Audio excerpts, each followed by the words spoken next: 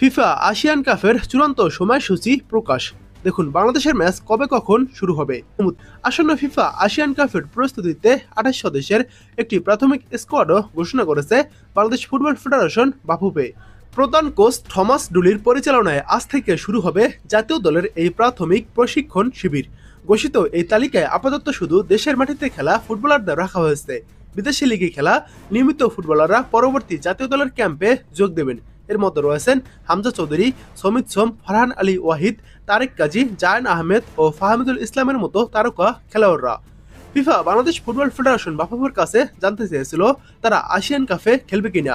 Bangladesh football federation রাজি হওয়ায় অপেক্ষা ছিল সবুজ সংকেতের, সেটাও মিলে গেছে। ফিফার অনুমতি পাওয়ার পর বাংলাদেশের আর কোনো বাধা থাকলো না। 24 সেপ্টেম্বর থেকে 6 অক্টোবর ইন্দোনেশিয়ায় ফিফা আসিয়ান টুর্নামেন্ট অনুষ্ঠিত হবে। ফিক্সারে ভারত ছিল এ গ্রুপে। স্বাভাবিকভাবে বাংলাদেশ এই গ্রুপেই খেলার কথা, যেখানে বাংলাদেশের প্রতিপক্ষ হিসেবে আছে স্বাগতিক ইন্দোনেশিয়া, মালয়েশিয়া ও সিঙ্গাপুর।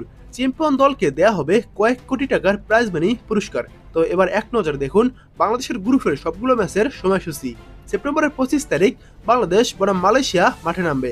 ম্যাচটি শুরু হবে বাংলাদেশ সময় দুপুর 2টায়। এরপর সেপ্টেম্বরের 25 তারিখ ইন্দোনেশিয়া বনাম সিঙ্গাপুর মাঠে নামবে। এই ম্যাচটি শুরু হবে সন্ধ্যা 6টায়। সেপ্টেম্বরের 28 তারিখ সিঙ্গাপুর বনাম বাংলাদেশ মাঠে নামবে। ম্যাচটি শুরু হবে দুপুর 2টায়। সেপ্টেম্বরের 28 তারিখ ইন্দোনেশিয়া বনাম মালয়েশিয়া মাঠে নামবে।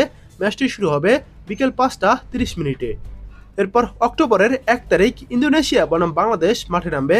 ম্যাচটি শুরু হবে বিকেল 5টা 30 মিনিটে। অক্টোবরের 1 তারিখ মালয়েশিয়া বনাম সিঙ্গাপুর মাঠে নামবে। এই ম্যাচটি শুরু হবে বিকেল 5টা 30 মিনিটে। গ্রুপ পর্বে বাংলাদেশ এই 3টি ম্যাচ খেলবে।